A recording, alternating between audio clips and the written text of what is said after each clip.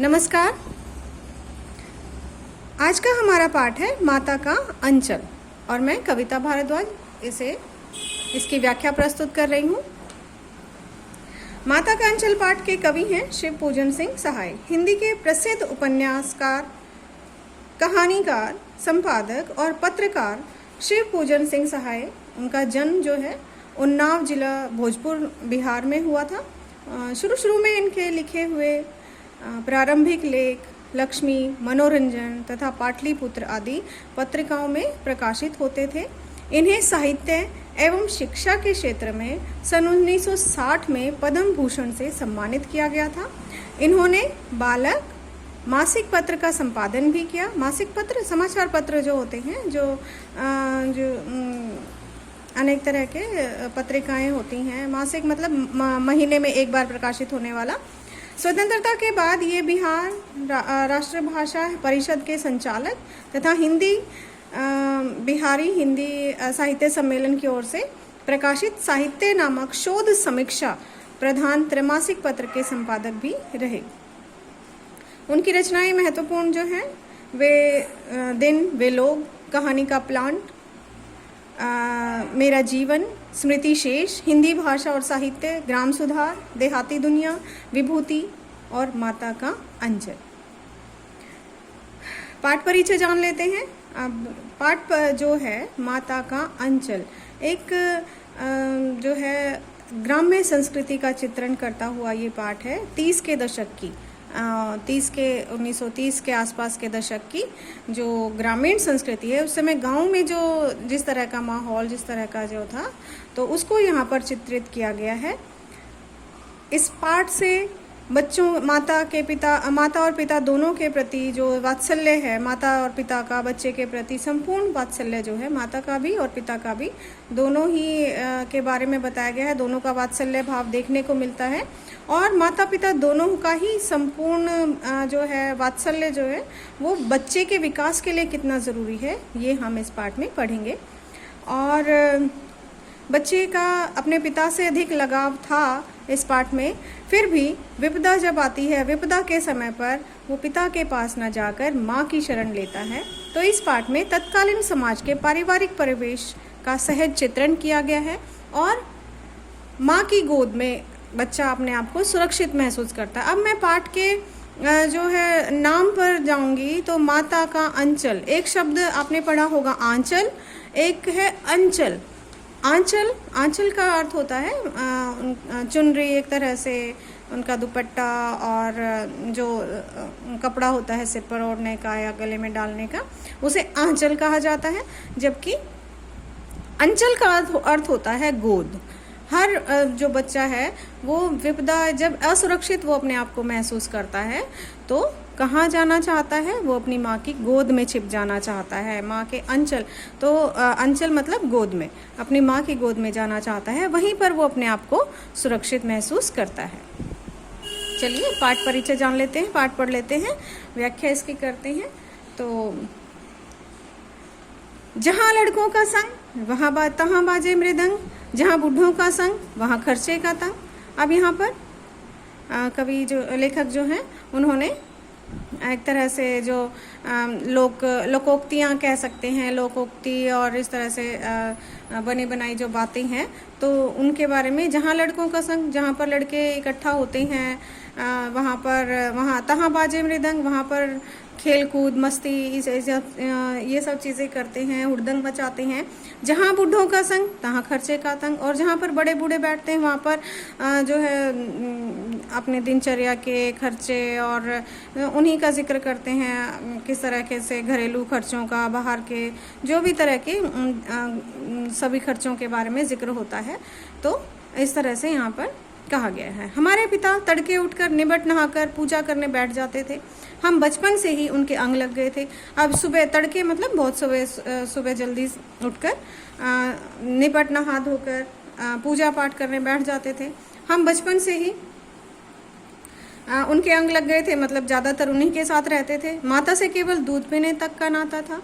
उनका जो माँ के पास जो नाता था, माँ के पास वो केवल दूध पीने के लिए ही जाते थे। इसलिए पिता के साथ ही हम भी बाहर की बैठक में ही सोया करते थे। पहले एक तरह से सुरक्षा कारण भी हो सकता है, जो बाहर जो बैठक होती है वहाँ पर पुरुष सोते थे और जबकि स्त्रियाँ जो हैं वो अंदर होती थी। तो वह अपने साथ ही हमें भी उठाते और साथ ही नहला धुला कर पूजा पर बिठा लेते। अपने पिता जब भी जगते थे उसको भी अपने साथ बिठा लेते थे। हम भभूत का तिलक लगा देने के लिए उनको दिक करने लगते थे, मतलब किसी तरह से उनको तिलक लगाने के लिए कहते थे।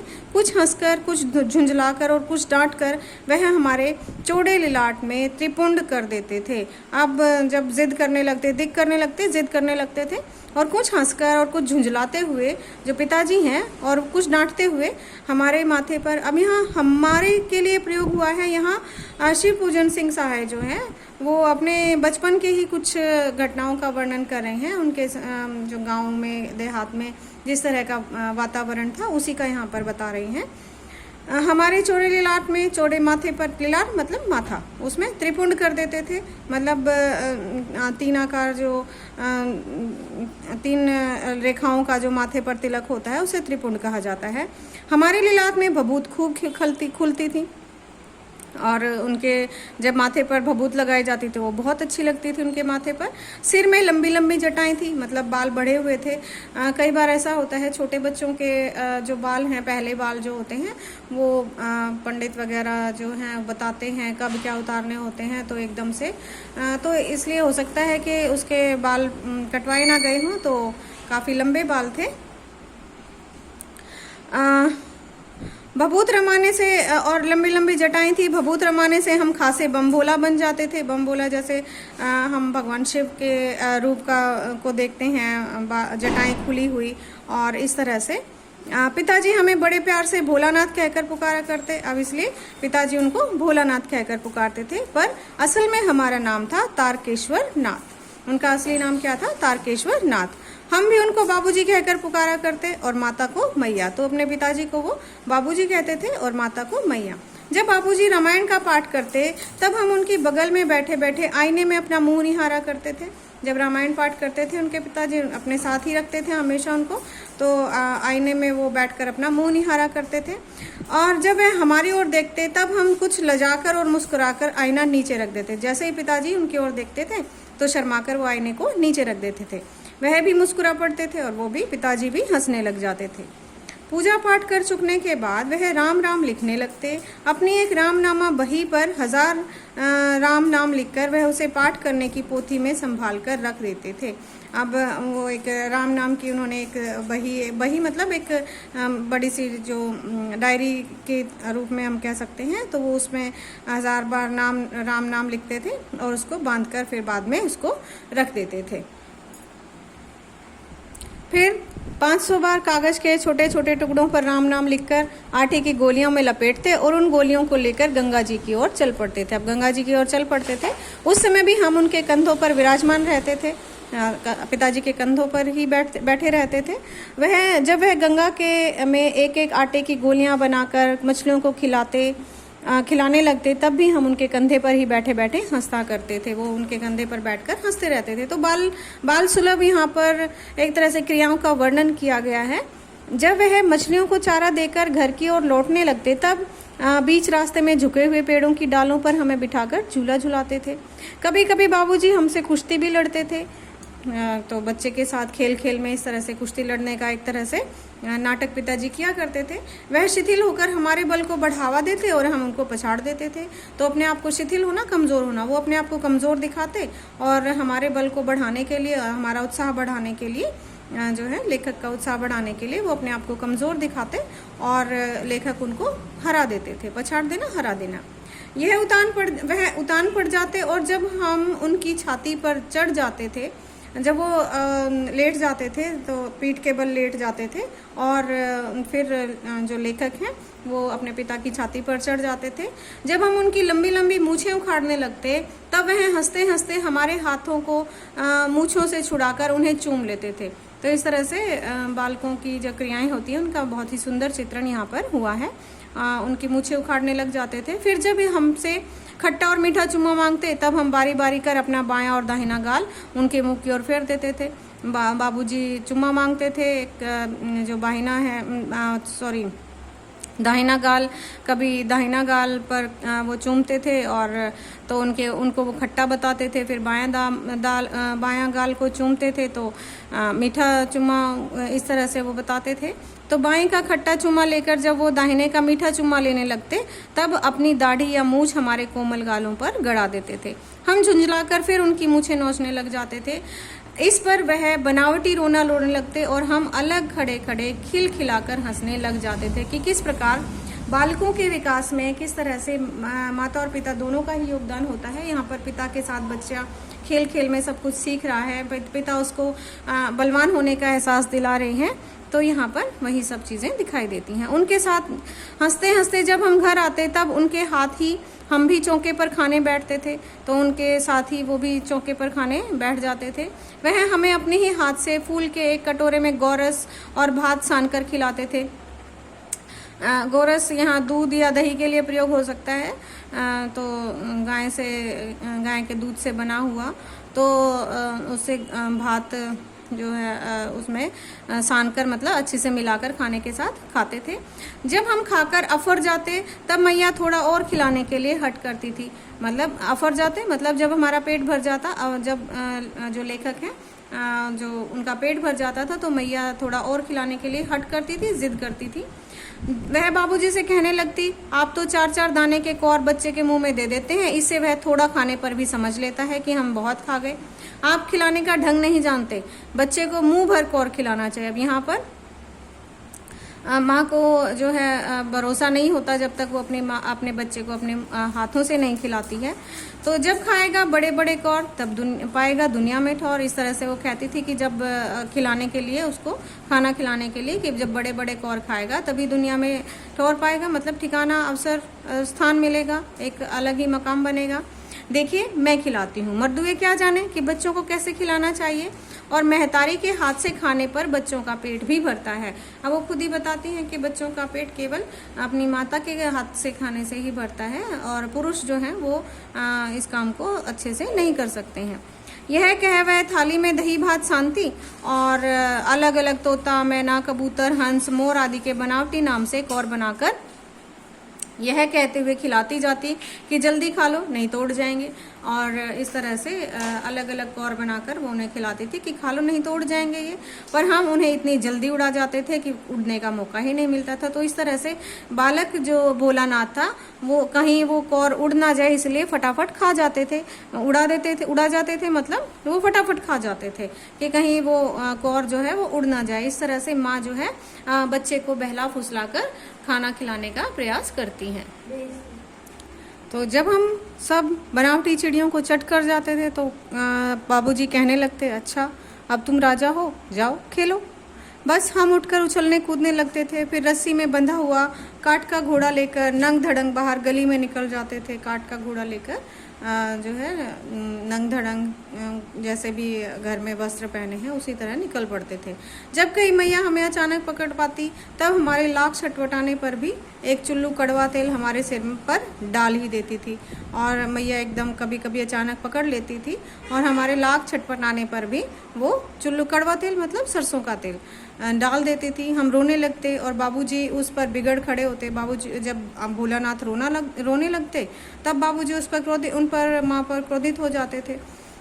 तब वह हमारे सिर में तेल बोतकर हमें उबट कर ही छोड़ती थी। लेकिन माँ जो है जब तक सिर में अच्छे से तेल बोत कर मतलब अच्छे से सराबोर करके उसे अच्छे से लिपटा कर जो तेल को, तब ही वो छोड़ती थी। फिर हमारी नाभि और लिलाट में काजल की बिंदी लगाकर चोटी गूंथती, नाभि में और लिलार मतलब माथे पर काजल की बिंदी लगाती और चोटी गूंथती, और उसमें फूलदार लट्टू बांधकर रंगीन कुर्ता टोपी पहना देती थी। हम खासे कन्हैया बनकर बाबूजी की गोद में सिसकते सिसकते बाहर आते थे।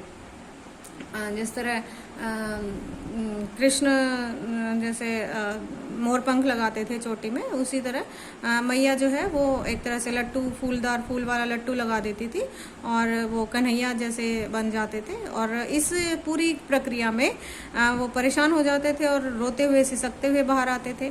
बाहर आते ही हमारी बाट जोहने वाले लड़कों का एक झुंड मिल जाता और जैसे ही वो बाहर आते तो बाट जोहना मतलब उनकी राह देखने वाला, उनकी प्रतीक्षा करने वाला बालकों का एक झुंड मिल जाता था। हम उन खेल के साथियों को देखते ही सिसकना भूलकर बाबूजी की गोद में उतर पड़ते और अपने हमजोलियों के दल में मिलकर तमाशे करने लग जाते थे। अब जैसे ही वो अपने साथ के बच्चों को देखते थे तो रोना सिसकना भूल जाते थे। खेल का ध्यान जो है एकदम खेल की तरफ लग जाता था और अपने दोस्तों को देखकर रोना भूलकर वो उनके साथ खेल तमाशे करने लग जाते थे।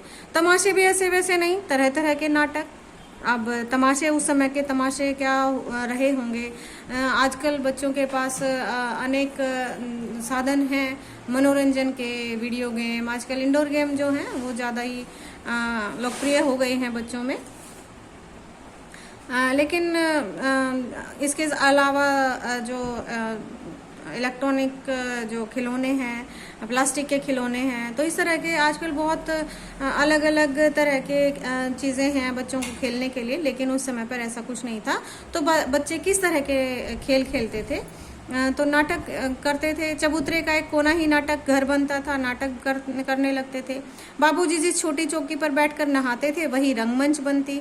उसी पर सरकंडों के खंभों पर कागज का चंदुआ तानकर मिठाइयों की दुकान लगाई जाती।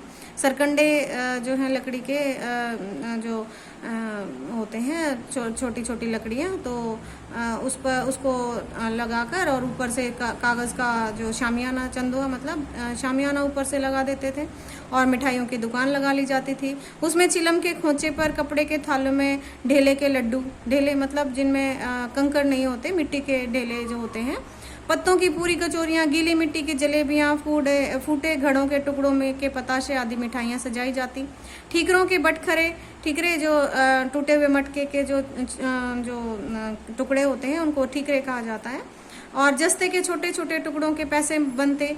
हम ही लोग खरीदार और हम ही लोग दुकानदार, वही खरीदने वाले होते थे, वही दुकानदार होते थे, बच्चे ही। बाबूजी भी 2-4 गोरखपुरी पैसे खरीद लेते थे। तो इस तरह से बाबूजी भी उनके हर खेल में शामिल हो जाते थे। थोड़ी देर में मिठाई की दुकान बढ़ाकर मतलब बंद करके, अब बंद करना तो है जो शुभ नहीं माना जाता, इस तरह के शब्दों का प्रयोग नहीं होता बंद करने का। तो इस तरह से जब शाम को दुकान बंद की जाती है तो उसे बढ़ाना कहते हैं। तो दुकान बढ़ाकर हम लोग घरौंदा बनाते थे। अब कुछ ही देर बाद मिठाई की दुकान बढ़ा दी जाती थी और फिर घरौंदा मतलब घर बनाने में लग जाते थे। धूल की मेट दीवार बनती, तिनकों का छप्पर, तिनकों से छप्पर बन जाते थे। दातुन के खंभे, जो दातुन होती थी उनके खंभों के रूप में प्रयोग होता था। दिया सलाई की पेटियों के किवाड़ मतलब दरवाजे बनते थे। दिया सलाई मतलब माचिस की जो खाली डिब्बियाँ होती हैं उससे दरवाजे बनते थे। घड़े के मुहड़े की चूल्हा चक्की, घड़े का जो ऊपर का गोल गोल मुंह होता है उससे चूल्हा और चक्की बनती थी। दिए की कहाड़ी और बाबूजी की पूजा वाली आचमनी कलछी बनती थी। तो इस तरह से पानी के घी, धूल के पिसान और बालू की चीनी से हम लोग जोनार तैयार करते थे। अब जोनार मतलब दावत, एक तरह से दावत भोजन करने के लिए जाते थे, बैठ जाते थे। हम ही लोग जोनार करते मतलब हमें वही परोसते थे और हम ही लोगों की जोनार बैठती थी, वही खाने भी लगते थे। जब पंगत बैठ जाती, पंगत मतलब जब साथ में खाना खाने बैठते हैं तो उसे पंगत कहा जाता है। पंगत बैठ जाती तब बाबूजी भी धीरे से आकर पात के अंत में जीमने के लिए बैठ जाते। पात के अंत में मतलब पलंग के अंतिम छोर पर बैठ जाते थे वो भी जीमने के लिए। उनको बैठे देखते ही हम लोग हंसकर और घरौंदा बिगाड़कर भाग चलते थे। बच्चे शर्मा जाते थे और उस घरौंदे को बिगाड़कर वहाँ से भाग जाते थे। वह भी हंसते हंसते लोटपोट हो जाते और कहने लगते, फिर कब भोज होगा भोलानाथ के, अब फिर से जो है भोज कब तैयार होगा और कब मैं दोबारा से खाना खाने बैठ सकूंगा। कभी कभी हम लोग बारात का भी जुलूस निकालते थे, कभी बारात सजाते थे। कनस्तर का तंबूरा बजता, कनस्तर मतलब जो लोहे का बड़ा डिब्बा होता है उसको तंबूरा बजता। अमोले की घिसकर शहनाई बजाई जाती। अमोला मतलब जो आम की जो गुठली होती है उसको बो दिया जाता है। जब उसमें से पौधा निकलने लगता है तो उसमें उसको बजाया जाता है और शहनाई उसको वाद्य यंत्र की तरह उसको प्रयोग किया जाता था। टूटी चूहेदानी की पालकी बनती, हम समधी बनकर बकरे पर चढ़ जाते और चबूतरे के कोने से चलकर बारात दूसरे कोने में जाकर दरवाजे लगती थी। अब पालकी बनाते थे, उस समय पर गाड़ियाँ तो होती नहीं थी, तो पालकी में ही जो दुल्हन है उसको लाया जाता था। तो इस तरह से चबूतरे पर एक कोने से चलकर बारात दूसरे कोने पर जाती और वहाँ काठ की पटरियों से घिरे गोबर से लिपे आम और केले की टहनियों से सजाए हुए छोटे आंगन में कुल्हे का कलसा रखा रहता था। तो इस तरह से वहाँ घरों के बारे में, गोबर से लिपे होते थे घर और आम और केले की टहनियों से सजाए हुए आंगन में कुल्हे का कलसा रखा जाता था। कलसा मतलब कलश, छोटी छोटी जो मटके होते हैं, कुल्हे छोटे घड़े होते हैं बहुत छोटे। तो वहीं पहुंचकर बारात फिर लौट आती थी। लौटने के समय खटोली पर लाल ओहार डालकर, मतलब लाल कपड़ा, एक तरह से पर्दे के लिए जो कपड़ा डाला जाता है उसको डालकर उसमें दुल्हन को चढ़ा दिया जाता था। लौट आने पर बाबूजी ज्यों ही ओहार उघाड़कर दुल्हनिया का मुख निरखने लगते, त्यों ही हम लोग हंसकर भाग जाते थे। तो बाबूजी भी उनके खेल में शामिल होते और जैसे ही वो दुल्हन का मुख देखने के लिए घूंघट हटाने की कोशिश करते तो बच्चे भाग जाते थे। थोड़ी देर बाद फिर लड़कों की मंडली जुट जाती थी। इकट्ठा होते ही राय जमती कि खेती की जाए। बस चबूतरे की छोर पर घिरनी गड़ जाती और उसके नीचे की गली कुआं बन जाती। मूंज की बटी हुई पतली रस्सी में एक चुगड़ बांधकर गराड़ी पर चढ़ाकर लटका दिया जाता था और दो लड़के बैल बनकर मोट खींचने लग जाते। तो इसी तरह अपने खेल, अपने खिलौने जो हैं उनके अपने होते थे। अपने छोटी छोटी बेकार चीज़ों से, बेकार सामान से वो अपने खेलने का सामान तैयार कर लेते थे। चबूतरा खेत बनता, कंकड़, बीज और ठेंगा, हल, जुहाठा, बड़ी मेहनत से खेत जोते बोए और पटाए जाते। बड़ी मेहनत, बेटा जैसे बच्चे जो हैं जो अपने आसपास होता हुआ देखते हैं वही उसी को सीखते हैं। तो कृषि प्रधान देश है हमारा और उसमें खेती जो है वो प्रमुख जो व्यवसाय था। तो बच्चे अब उसी को फसल, जैसे अपने माता पिता को फसल बोते हुए देखते थे तो उसी तरह से फसल उगाना शुरू कर रहे हैं। फसल तैयार होते देर न लगती और हम हाथों हाथ फसल काट भी लेते थे। काटते समय गाते थे, ऊंच नीच में बई के क्यारी, जो उपजी सो भई हमारी। तो इस तरह से वहाँ के लोक गीतों की एक ये पंक्तियाँ दोहराने लगते थे। फसल को एक जगह रखकर उसे पैरों से रौंद डालते थे। कसोरे का सूप बनाकर, कसोरा मतलब एक तरह से मिट्टी का बड़ा कटोरा उसको कहा जाता है, और औसाते और मिट्टी के दिए के तराजू पर तौलकर राशि तैयार कर लेते थे, सामान तैयार कर लेते थे सारा। ठीक है, औसाते मतलब एक कसोरे से दूसरे में पलटकर इस तरह से उसको तैयार करते थे। इसी बीच बाबूजी आकर पूछ बैठते थे, इस साल की खेती कैसी रही भोलानाथ?